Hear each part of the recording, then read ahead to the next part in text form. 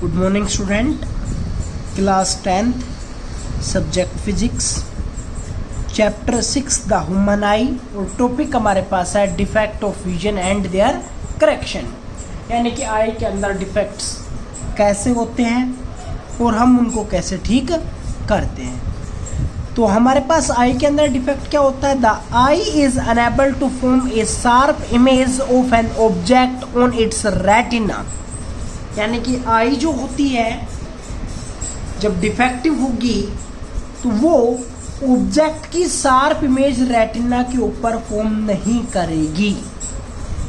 Such I is known as defective आई। और उस time के ऊपर जो आई होगी हम उसको क्या बोलेंगे? डिफेक्टिव आई है। तो जो कॉमन डिफेक्ट ऑफ विजन है वो आपके पास हम लेकर चल रहे हैं। पहले आएगा हमारे पास लॉन्ग साइटेडनेस। पहला जो हमारे पास है लॉन्ग साइटेडनेस, इसको हम फार साइटेडनेस भी बोल सकते हैं या फिर हाइपरमेट्रोपिया भी आप बोल सकते हैं। ठीक है, तो हाइपरमेट्रोपिया होता क्या है? A human I which can see far of objects और डिस्टेंट ऑब्जेक्ट्स क्लियरली, यानी कि वो ह्यूमन आई जो दूर जो ऑब्जेक्ट्स रखे हैं उनको रेटिना के ऊपर क्लियर इमेज बना सके, but can not see near objects clearly. लेकिन वो आई के नज़दीक अगर हम ऑब्जेक्ट रखते हैं तो वो उनकी क्लियर इमेज रेटिना के ऊपर नहीं बना पाती है। It's said to be suffered with a defect known as long sightedness. और उस टाइम के ऊपर जो डिफेक्ट होगा वो क्या कहलाएगा? लॉन्ग साइटेडनेस, फार साइटेडनेस या फिर हाइपरमेट्रोपिया। क्लियर? यानी कि हाइपरमेट्रोपिया डिफेक्ट ऑफ विजन के अंदर उस आदमी को दूर के ऑब्जेक्ट्स क्लियर दिखाई देते हैं और नज़दीक के ऑब्जेक्ट्स क्लियर दिखाई नहीं दे पाते हैं। तो उस टाइम के ऊपर हम बोलेंगे कौन सा डिफेक्ट ऑफ विजन है? हाइपरमेट्रोपिया। इस हाइपरमेट्रोपिया डिफेक्ट ऑफ विजन क्यों होता है? तो किन कारणों से होता है? काज क्या है? Increase in the focal length of the eye lens, यानी कि जो हमारे पास आई के अंदर जो कॉन्वेक्स लेंस होता है या तो उसके साइज की जो फोकल लेंथ है वो क्या हो जाए? इंक्रीज हो जाए। और वो इंक्रीज कैसे होगी? Due to weakening of ciliary muscles, यानी कि सिलियरी मसल्स जो हैं उनकी वीकनेस के कारण हमारी जो आई की जो फोकल लेंथ है, आई के जो लेंस की जो फोकल लेंथ है वो क्या हो जाए? इंक्रीज हो जाए। तो उस टाइम के ऊपर कौन सा डिफेक्ट ऑफ विजन होगा? हाइपरमेट्रोपिया। इसका दूसरा कारण,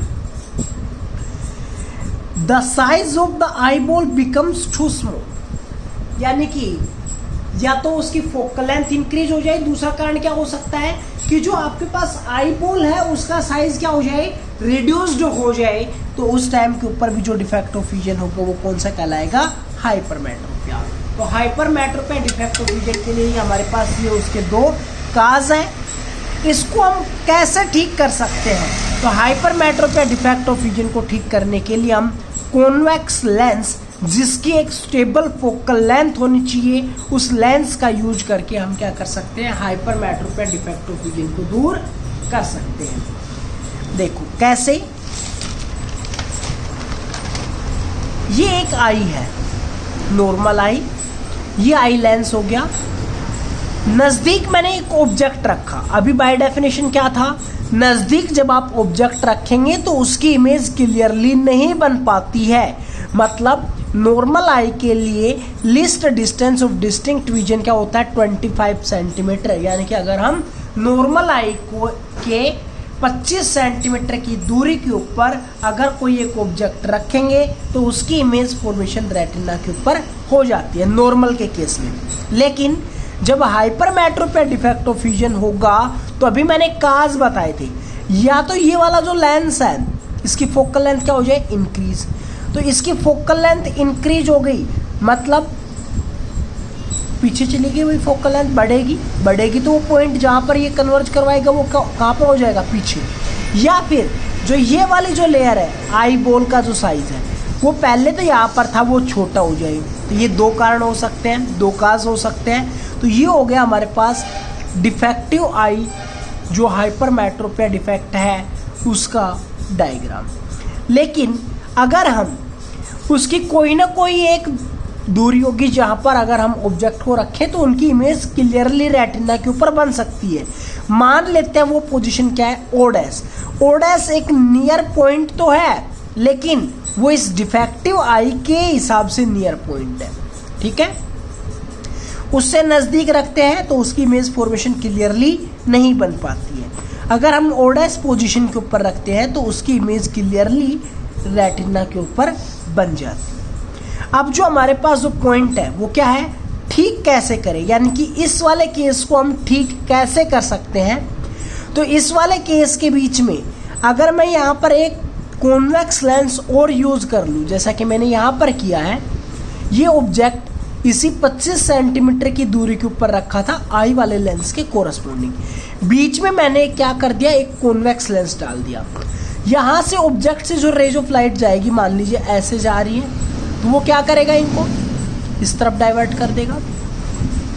अब इस वाले लेंस के पास ये वाली रेज आ रही है। कौन सी रेज आ रही है, ये रेज आ रही है।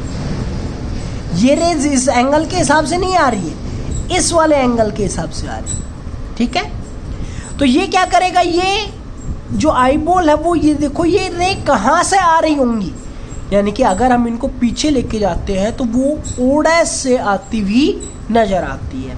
ओ डैश यानी कि यहाँ से। एक्चुअल में तो जो आ रही है वो कहाँ से आ रही है, ऑब्जेक्ट ओ से, लेकिन ये वाला लेंस उसको क्या कर रहा है कि उन रेज को इधर डाइवर्ट कर दिया और आई के हिसाब से अब वो कहाँ से आती हुई नजर आ रही है, इस पोजीशन से ऐसे स्ट्रेट आती हुई नजर आ रही है। जब इस ऑब्जेक्ट की वर्चुअल इमेज यानी कि एक्चुअल में नहीं होती है, वर्चुअल इमेज यहाँ पर बन गई इस वाले लेंस के कारण, तो इस वाले लेंस के हिसाब से ये वाला तो क्या हो गया, ऑब्जेक्ट।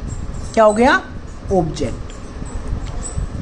जब ऑब्जेक्ट ओ डैश के ऊपर होगा तो उसकी इमेज फॉर्मेशन क्लियरली आई के ऊपर बन सकती है। तो उसकी फोकल लेंथ क्या होगी, पावर क्या होगी, ये पूछ लिया जाए या निकालना पड़े तो कैसे निकालेंगे। अब देखो इस वाले केस के कोरस्पोंडिंग मैंने ऑब्जेक्ट कहाँ पर लिया था, 25 सेंटीमीटर की दूरी के ऊपर, लेकिन इसकी इमेज कहाँ पर बनी थी, इस पोजीशन के ऊपर। ये डिस्टेंस मैं मान लेता हूँ किसके इक्वल है, डी के इक्वल है।